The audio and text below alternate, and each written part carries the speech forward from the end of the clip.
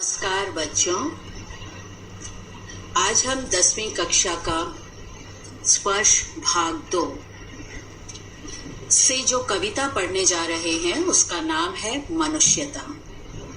मनुष्यता कविता राष्ट्रकवि मैथिली शरण गुप्त जी द्वारा लिखी गई है। जो राष्ट्रकवि का गौरव इन्हें मिला था उसके पीछे उद्देश्य यही कि इन्होंने राष्ट्र भक्ति और भावना से ओतप्रोत कविताएं हमें दी हैं। इसी के साथ इन्होंने मानव मूल्यों वाली बातें भी अपनी कविताओं में कही हैं। मैथिली शरण गुप्त की विशेषता रही है कि ये सहज सरल कवि हैं। जो बात भी कहते हैं वो तर्कों के साथ कहते हुए हमें अपनी ओर प्रभावित करते हैं। विशुद्ध खड़ी भाषा का प्रयोग इन्होंने किया है।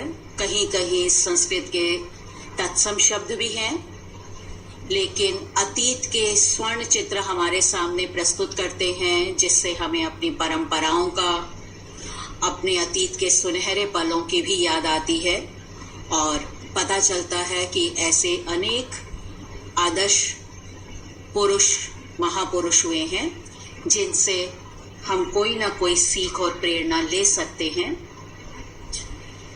झांसी के चिरगांव में 1896 में जन्मे मैथिली शरण गुप्त जी का अंत सन 1964 में हो गया था।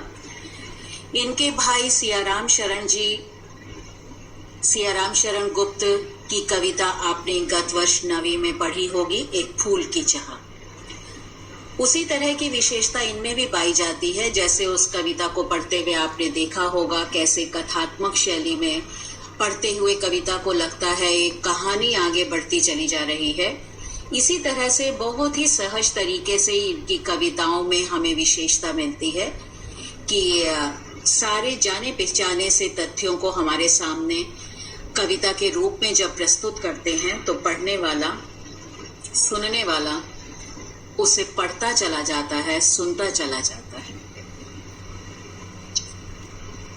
प्रस्तुत कविता में हम देखेंगे कि कैसे हमें बताया गया है। शीर्षक ही बता रहा है मनुष्यता, मानवता, इंसानियत, आदमियत जिसे हम कह सकते हैं। तो मनुष्य होने के नाते मनुष्य का क्या क्या धर्म है, क्या क्या उसे करना चाहिए, कैसा होना चाहिए, ये सब बातें हमें कविता के माध्यम से पता लगेंगी कि हमारा हित अहित, औरों का हित अहित किसमें होता है। हित अहित यदि देखा जाए तो इसमें संधि हुई है,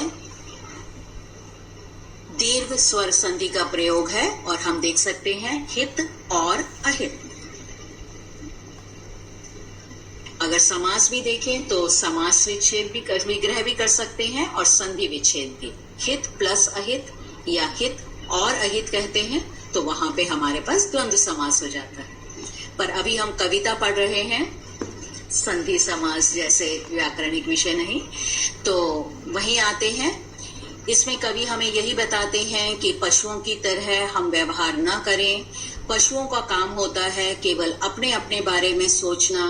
मनुष्य श्रेष्ठ है बुद्धि की दृष्टि से, तो उससे ये अपेक्षा की जाती है, उम्मीद रहती है कि वो कुछ बढ़कर ऐसे काम करेगा जो उसे चार पैर वाले पशुओं से अलग कर सकती हैं। तो ऐसा हमें करना चाहिए जिससे औरों के लिए भी हम काम आ सके, औरों को सहयोग दे सकें, जीवन में कुछ ऐसे काम करके जाएं जिससे जाने के बाद भी लोगों के द्वारा हमें याद किया जा सके। जब हम मात्र अपनी चिंता नहीं करते हैं, औरों के बारे में भी सोचते हैं, तो हमारे द्वारा बहुत बड़े बड़े काम हो जाते हैं और अनायासी जब वो काम हो जाते हैं तो उन कामों के कारण हमारे जाने के बाद हमारी आने वाली पीढ़ियां हमें बहुत अच्छे अर्थों में, अच्छे शब्दों में, अच्छे रूप में याद कर पाती हैं। और अगर कुछ नेक काम करते हुए हम अपने जीवन का बलिदान देते हैं तो हम यादों में तो बसते ही हैं, हमारी मृत्यु को भी सुमृत्यु के नाम से पुकारा जाता है, जाना जाता है। कविता में जो बात आ रही है, अगर हम उसे पदों के अनुसार आगे आगे बढ़ें तो हम समझेंगे। मनुष्यता कविता कहती है, विचार लो कि मरते हो न मृत्यु से डरो कभी, मरो परंतु यों मरो कि याद जो करे सभी। इस बात को मनुष्य हमेशा याद रखे कि वह क्षणभंगुर है, मर्त्य है यानी मरणशील है। अगर हमारा जन्म हुआ है तो मृत्यु निश्चित है। तो मृत्यु से डरे बिना जो जीवन जीता है, वास्तव में उसका जीवन औरों की खातिर जिया जाता है। और फिर यदि हम औरों की खातिर अपना जीवन जीते जीते अपने को शहीद कर देते हैं तो हमें सदा के लिए याद किया भी जाता है।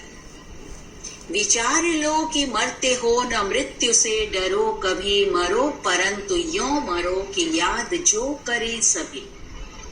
जीना भी और मरना भी ऐसा हो कि लोगों के द्वारा हमारे जाने के बाद भी याद किया जाए। होई न यो सुमृत्यु, तो यदि हमारी मृत्यु सुमृत्यु नहीं होती तो वृथा मरे वृथा जिए, तो हमारे जीने का कोई अर्थ ही नहीं है। जीवन व्यर्थ हो गया मानो। मरा नहीं वही कि जो जिया न आपके लिए। यहाँ आपका मतलब स्वयं के लिए नहीं है, दूसरों के लिए। मरा नहीं वही कि जो, उसका मरना भी क्या मरना, जो केवल अपने लिए ही जिया और मरा। जिया और मरना तो उसी का महान होता है जो दूसरों के लिए जीता है और दूसरों के लिए ही अपने प्राणों की आहुति देता है। यदि हम ऐसा नहीं करते तो वो तो वही पशु प्रवृत्ति है कि आप ही चले। तो हम पशुओं के ही समान माने जाएंगे। जिस तरह से पशु केवल अपने बारे में सोचता है और अपने बारे में, अपनी उदर पूर्ति, अपने पेट को भरने के लिए भूख लगने पर चारागाह में पहुंच जाता है और चारागाह में पहुंचकर अपने हिस्से का चारा चरता है और चरते चरते जुगाली करता रहता है कि मेरे लिए तो पेट भरने लायक मुझे मिल गई है सामग्री, और निश्चिंत हो जाता है। यदि वैसा ही हम भी करें कि मेरे लिए सारी सुख सुविधाएं हैं, मुझे किसी तरह की कोई परेशानी दिक्कत नहीं है, बस जीवन यही है और यही भरपूर है, तो ऐसा तो मनुष्य होने के नाते नहीं किया जाना चाहिए। क्योंकि मनुष्य तो वही है, वही मनुष्य है कि जो मनुष्य के लिए मरे। मनुष्य तो वही कहलाएगा जो मनुष्य के लिए जीता है और आवश्यकता पड़ने पर मनुष्य के लिए अपनी जान भी दे देता है। दूसरा पद कविता का कहता है, उसी उदार की कथा सरस्वती बखानती। ऐसे उदार मनुष्यों के बारे में ही आगे जाकर पुस्तकों में लिखा जाता है। कवियों के द्वारा उन व्यक्तियों का बखान होता है। इतिहास में उन लोगों के नाम पर पन्ने लिखे जाते हैं जिन्होंने कुछ उदारता के साथ जीवन जिया होता है। और ऐसे ही उदार व्यक्तियों से, उसी उदार से धरा कृतार्थ भाव मानते। ऐसे ही उदार व्यक्तियों के कारण ये धरा, ये पृथ्वी, ये वसुंधरा भी उनके प्रति कृतार्थ हो जाती है, यानी कृतज्ञ हो जाती है, उनका आभार मानती है कि मैं धन्य हुई, मेरे ऊपर ऐसे लोगों ने जन्म लिया जिन्होंने सदा दूसरों का ही उपकार किया है। उदार होता है जो बड़े मन से दूसरों के लिए कुछ काम करते हैं। तो ऐसे व्यक्तियों को देखकर स्वयं पृथ्वी भी मानो उनके प्रति आभार व्यक्त करना चाहती है। उसी उदार की कथा सजीव कीर्ति कूजती। और ऐसी उदार मनुष्यों की तो जगह जगह प्रसिद्धि ही होती है, यशगान होता है। लोग उनके गुणों का बखान करते हुए गुणगान करते हैं उनका। तथा उसी उदार को समस्त सृष्टि पूजती। सृष्टि होती है संसार, समस्त संसार में ऐसे ही लोगों को पूजा जाता है, उनकी वंदना होती है, वे सबके लिए पूजनीय हो जाते हैं।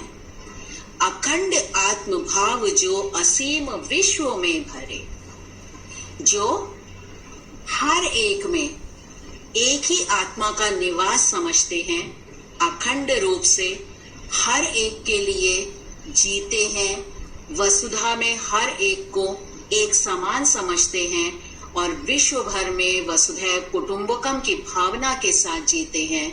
वास्तव में वही मनुष्य होता है जो मनुष्य के लिए जीना और मरना जानता है। अगले पद में यहाँ अनेक पौराणिक ऐतिहासिक पुरुषों के बारे में बताया गया है। शुद्धार्थ रंति देव ने दिया करस्त थाल भी। कर होते हैं हाथ, शुद्धा होती है भूख, आर्त यानी उससे व्याकुल बेचैन जब होता है, जब आदमी भूख से जब व्याकुल थे रंतिदेव नामक राजा, तो उनके सामने राजा होने के नाते कोई भी कमी नहीं थी, सुख सुविधाओं से परिपूर्ण थे। भूख लगते ही उनके सामने अनेक व्यंजनों से सुसज्जित थाल पेश किया गया। उनके हाथों के आगे उनके सामने जब भूख मिटाने को विविध व्यंजनों से भरा हुआ थाल रखा गया, तभी देखा उन्होंने कि उनके द्वार पर कोई भिखारी है जो भूख से व्याकुल हो रहा है। उन्होंने अपने सामने परोसा हुआ थाल उस भिखारी को दे दिया ताकि उसकी क्षुधा, उसकी भूख शांत हो जाए। क्योंकि अपनी भूख की परवाह किए बिना उसको सुसज्जित थाल दिया था, इसलिए आज भी हम उन रंतिदेव को याद करते हैं। दूसरा पौराणिक पुरुष हुए दधीची ऋषि, जिन्होंने अपनी अस्थियों का दान दिया था देवासुर संग्राम में वज्रास्त्र बनाने के लिए। और उस वज्रास्त्र के लिए कहा गया था, वज्र होता है जिस पर किसी भी और अस्त्र का प्रभाव नहीं पड़ेगा। देवासुर यानी देव और असुरों के बीच में जब युद्ध हो रहा था, संग्राम हो रहा था, तो असुर लगातार जीतते जा रहे थे। तो ये प्रश्न उठा कि यदि यही जीतते चले गए, विजय इनकी ही हुई, तो इनका ही होने लगेगा आधिपत्य स्वर्ग में, तो कैसे होगा? ये तो गलत हो जाएगा यदि अत्याचार और अत्याचारियों का यहाँ पे राज हो।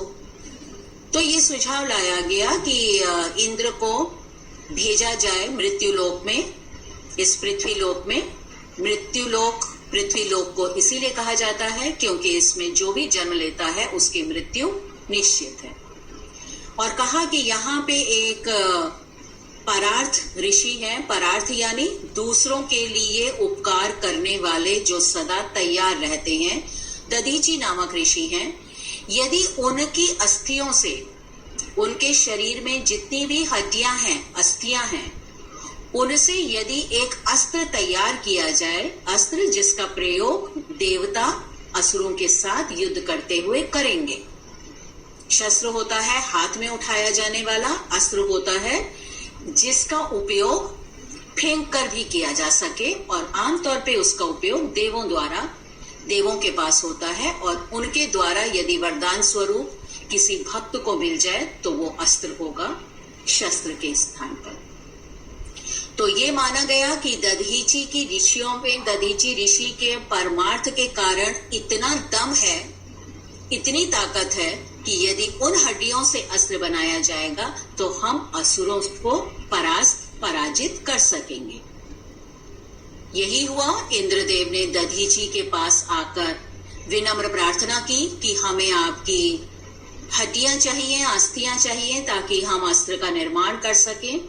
तो उन्होंने एक बार भी दोबारा सोचा नहीं और खुशी खुशी अपना शरीर दान कर दिया और उनकी शरीर से निकली हुई हड्डियों से तैयार किया गया वज्रास्त्र अंत में, जिसके कारण देव लोक में देवों का राज आज हम देख रहे हैं, उन्हीं दधीची ऋषि से की हड्डियों से बनाए हुए अस्त्र से असुरों का विनाश किया गया था। अपने परमार्थ के कारण ही आज हम दधीची को जानते हैं, पहचानते हैं, याद करते हैं। उसी नर क्षितिश ने स्वमास दान भी दिया। उसी तरह क्षिति होती है पृथ्वी, पृथ्वी के राजा उशीनर नामक राजा ने भी अपने मांस का दान कबूतर के प्राणों की रक्षा के लिए दे दिया था।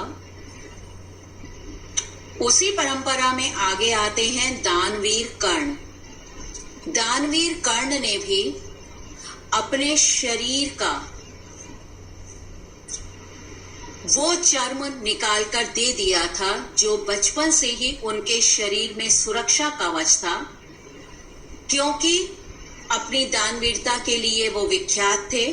तो माता कुंती द्वारा जब मांगा गया कवच कि मुझे रक्षा के लिए अपने बच्चों की चाहिए, तो उन्होंने अपने शरीर से जो जन्म से धारण किया हुआ कवच था, जब शरीर से निकाला तो पूरा शरीर उनका लहू लुहान खून खून से लथपथ हो गया था, लेकिन उन्होंने उसकी भी चिंता नहीं की और उसे सहर्ष दिया, खुशी खुशी दिया, क्योंकि कर्ण, उशीनर, दधीची, रंतिदेव ये बात जानते थे कि अनित्य देह के लिए अनादि जीव क्या डरे।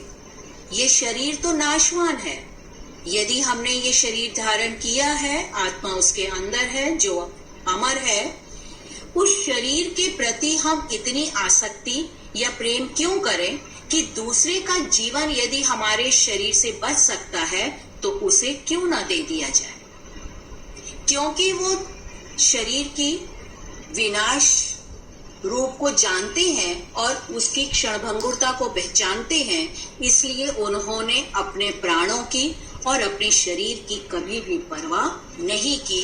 इसीलिए आज हम उन्हें याद करते हैं उनके बलिदान और उनकी दानवीरता के लिए। वास्तव में वही मनुष्य है कि जो मनुष्य के लिए मरे, उन्होंने वास्तव में मनुष्यता का पालन किया। सहानुभूति चाहिए, महाविभूति है ये। दूसरों के प्रति सहानुभूत व्यवहार रखना, सिंपैथी रखना। दूसरा कैसा अनुभव कर रहा है, यदि दुखी है तो मैं तभी उसके दुख को अनुभव कर सकूंगी जब मैं उसके स्थान पर अपने को महसूस करूं, अनुभव करूं। और यदि हम ऐसा कर पाते हैं तो ये महाविभूति है, महान कार्य है। वशीकृता सदैव है बनी हुई स्वयं मही।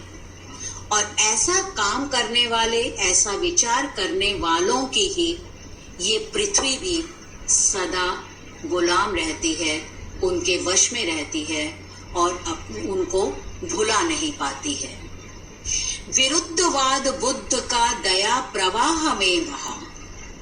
गौतम बुद्ध ने यदि बौद्ध धर्म का स्थापना की तो उसके पीछे भी यही उद्देश्य था कि उन्होंने दीन, हीन, क्षुद्र जाति के प्रति दया भाव रखा। जब उन्होंने देखा कि किसी को भी निम्न जाति के लोगों को मंदिरों में आने की इजाजत नहीं है, प्रवेश नहीं कर सकते हैं, उसके लिए उन्हें दुत्कारा, मारा और दंडित किया जाता है, तो ये लोग ईश्वर की यदि भक्ति करना चाहते हैं तो कहाँ जाएंगे? इनके लिए मंदिरों के में जगह क्यों नहीं है? ये अगर अपने देवी देवता को पूजना चाहते हैं तो ये कहाँ जाएं, क्या करें? इसके लिए इन्होंने बौद्ध धर्म की स्थापना की, जिसमें किसी भी जाति के लोगों को आने की अनुमति थी।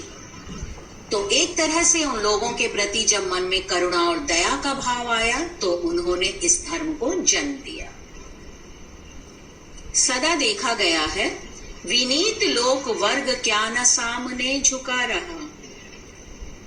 कि जब विनम्र होकर हम लोगों के सामने पहुंचते हैं तो दूसरा हमें आदर के साथ स्वीकार करता है। आहा वही उदार है परोपकार जो करे। और यदि हम में परोपकार करने का गुण है तो हम उदार ही कहलाएंगे, और ऐसे उदार व्यक्ति तो वास्तव में महान मनुष्य कहलाने योग्य होते हैं। वही मनुष्य है कि जो मनुष्य के लिए मरे। रहो न भूल के कभी मदांध तुच्छ वित्त में। हमें कभी भी इस बात का घमंड नहीं करना चाहिए कि मेरे पास भरपूर धन दौलत है। वित्त होता है धन दौलत, ऐश्वर्य। तुच्छ छोटा जिसे मानते हैं। जो ये सारी चीजें हैं ये बहुत छोटी मोटी हैं, क्योंकि धन, रुपया, पैसा आज मेरे पास कल तुम्हारे पास, इसीलिए इसे चंचल बोला जाता है कि संपत्ति ऐसी चंचला है जो कभी भी एक जगह स्थिर होकर नहीं रहती है। तो जो एक जगह स्थायी रूप से नहीं रहती उस पर गुमान क्यों। रहो न भूल के कभी, कभी भी अपने पास धन दौलत आ जाने पर घमंड मत करो। सनाथ जान आपको करो न गर्व चित्त में। चित्त यानी हृदय में। अपने मन में इस बात का कभी गर्व मत करो कि ईश्वर ने मुझ पर अपार कृपा की है, मुझे धन दौलत से भर दिया है तो मैं ही सब कुछ हूं। ऐसा ना मानना। ऐसा मानना हमारी भूल है। अपने को सनाथ ईश्वर मेरे साथ है ये न मानना, क्योंकि अनाथ कौन है यहाँ। ऐसा कोई भी नहीं है जिसका कोई ना हो। इस पृथ्वी में जो भी है, किसी के तुम, किसी के हम, किसी का कोई और, किसी का कोई नहीं, तो जिसके साथ कोई नहीं है त्रिलोक नाथ साथ है, उनका साथी ईश्वर है। दयालु दीन बंधु के बड़े विशाल हाथ हैं। वही ईश्वर जो दीनहीनों पर कृपा करते हैं, उनके साथी बन जाते हैं, उन पर दया करते हैं, उसके इतने बड़े हाथ हैं कि हम तुम तो उसके आगे कुछ भी नहीं है।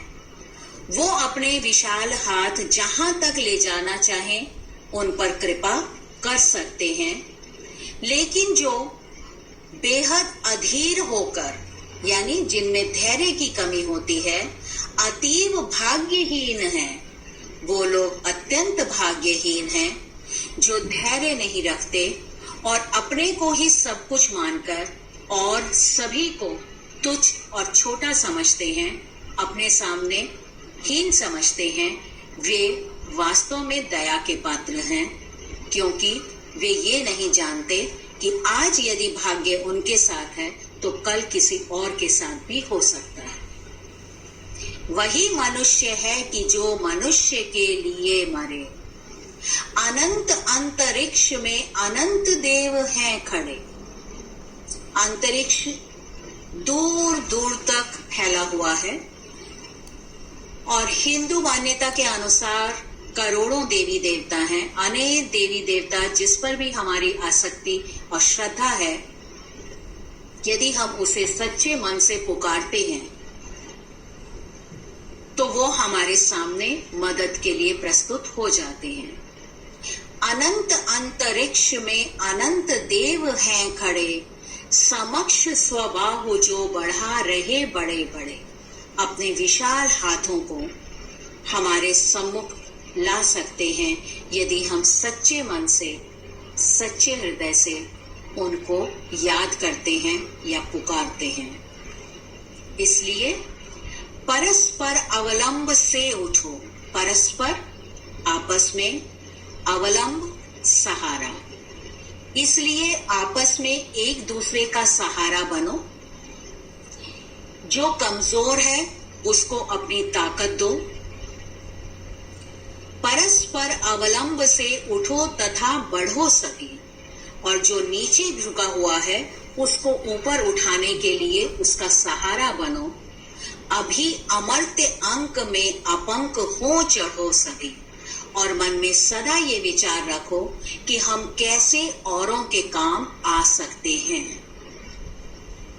जिसकी स्थिति बहुत कमजोर है उसको हम सबल कैसे बना सकते हैं। रहो न यों कि एक से न काम और का सरे। कभी भी ऐसा कोई काम न करे कि मैं दूसरे का सहारा बन सकता था तो भी हमने मुंह मोड़ लिया या हाथ खींच लिया। भूल कर भी ऐसा न करें। यदि किसी के लिए हम उपयोगी हो सकते हैं तो अवश्य हाथ बढ़ाइए और उसका सहारा बनकर उसका कष्ट निवारण करिए। क्योंकि मनुष्यता इसी में है। वही मनुष्य है कि जो मनुष्य के लिए मरे और मनुष्य के लिए जिए। मनुष्य मात्र बंधु है, यही बड़ा विवेक है। यदि मनुष्य ये मानकर चले कि हम सब बंधु हैं, यानी हम सब आपस में भाई भाई हैं, कोई पराया नहीं, कोई दूसरा नहीं, कोई दुश्मन नहीं।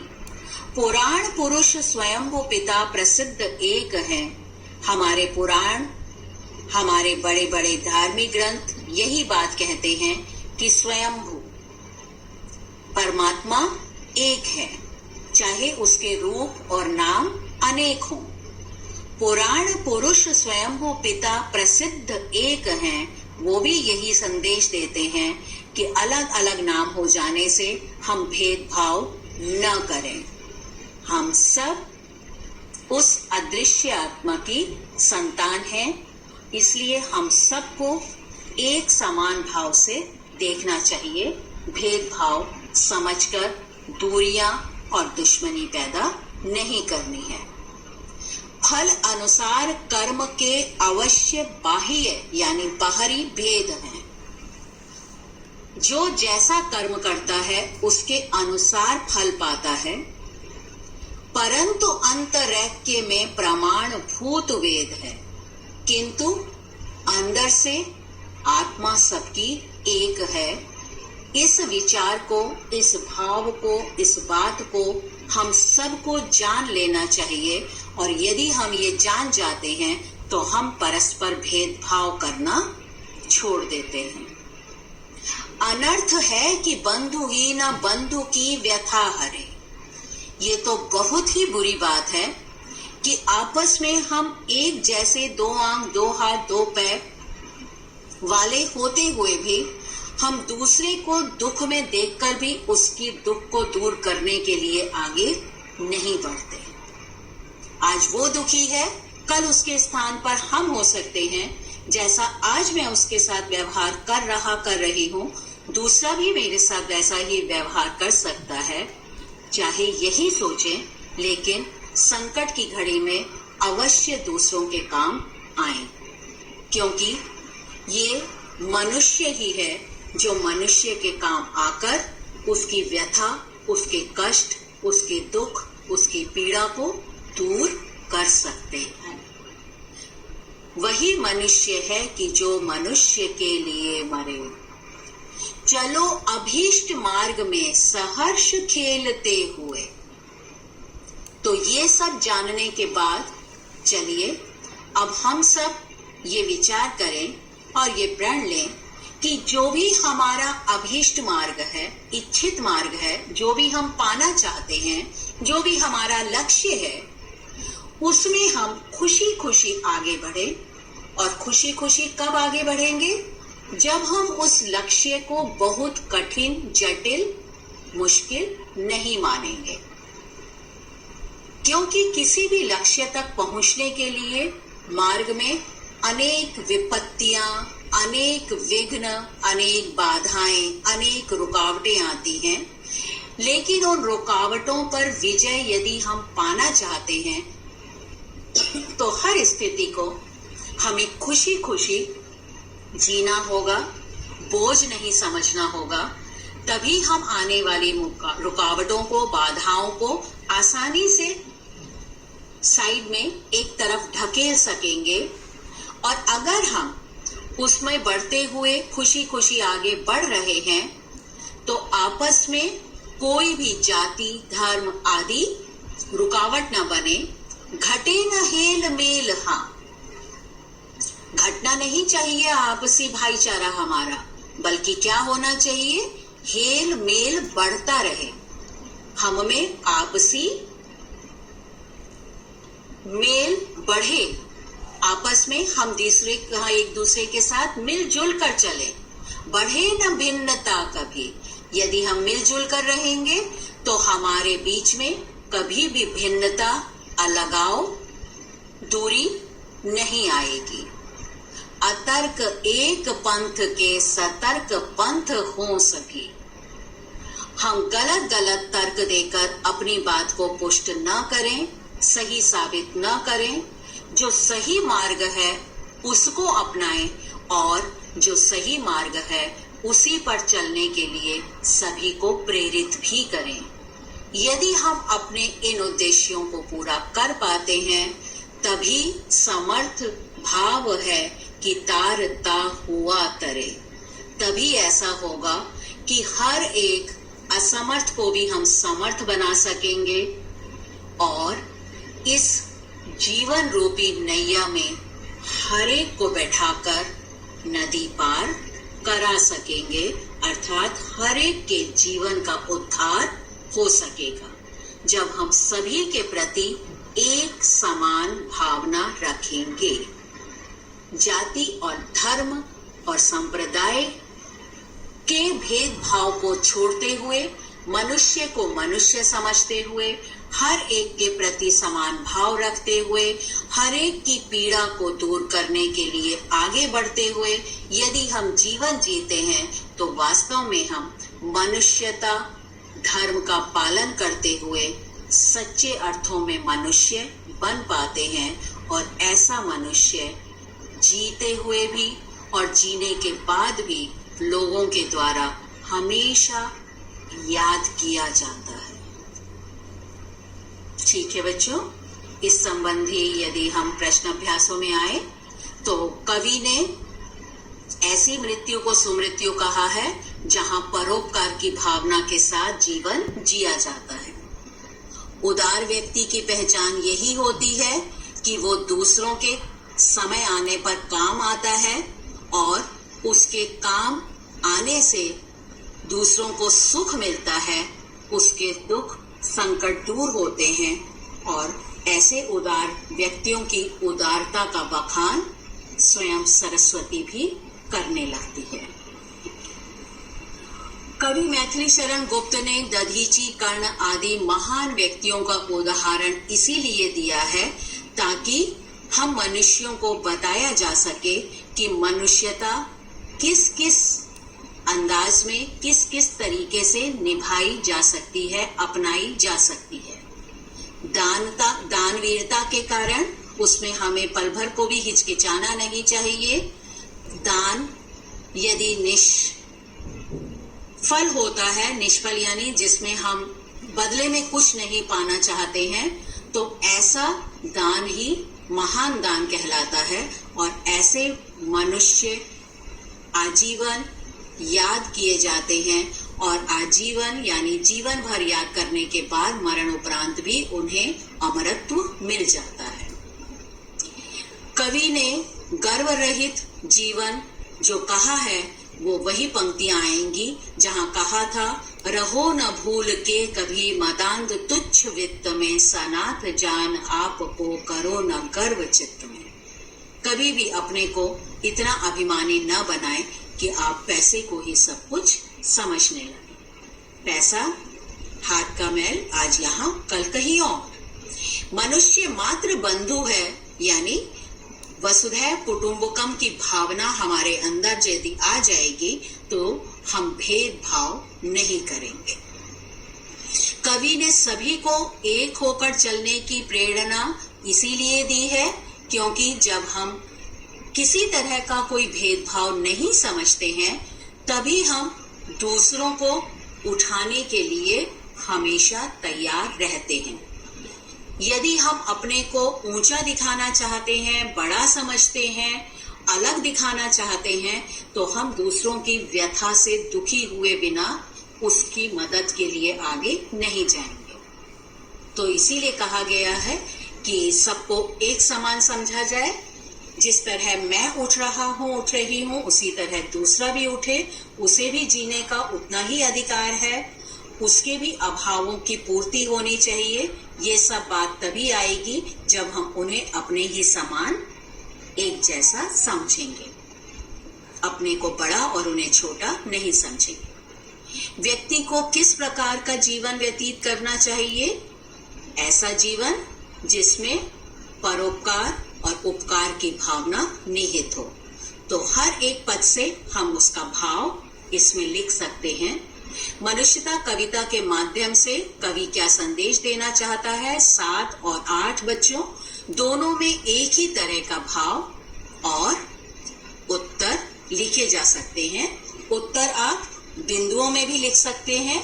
यदि प्रश्न 4 अंक का है तो आप उन बिंदुओं का विस्तार कर सकते हैं, और यदि प्रश्न 2 अंक का है तो मात्र 4 बिंदु देकर आप छोड़ सकते हैं, नहीं तो कोई 2 प्रमुख बिंदु देकर आप उनको विस्तार से बता सकते हैं।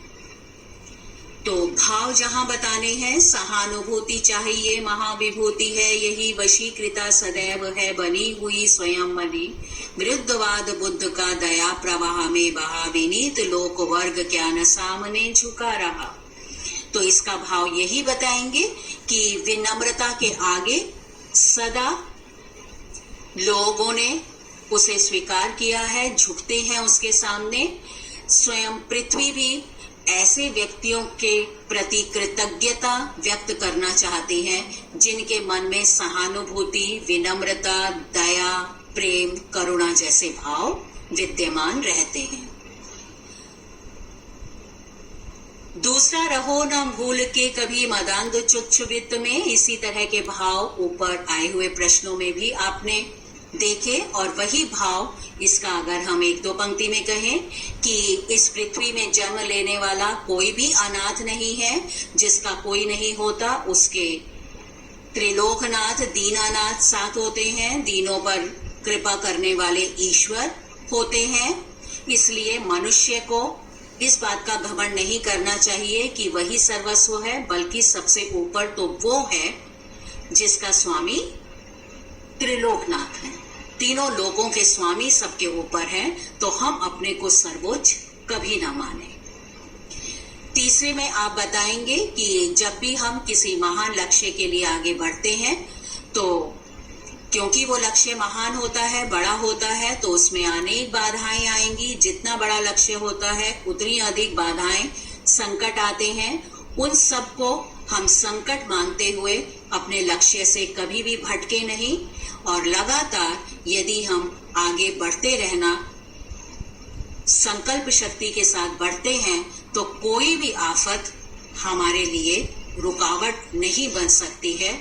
और यदि हम मिलजुल कर कोई काम करते हैं तो बड़ा से बड़ा काम भी हमें सफलता दिखा देता है, सफलता तक पहुंचा देता है। और आशा है आप सभी कविता को समझ गए होंगे और इससे संबंधित प्रश्नों के उत्तर से अवगत हो गए होंगे। इसे दोहराइए और फिर से समझिए, जानिए कि आप स्वयं कितना अर्थ कर सकते हैं। प्रयास करिए, अपने आप बहुत सुंदर समझ पाएंगे जब अपने आप इसका अभ्यास करेंगे। आप सभी का धन्यवाद। नमस्कार।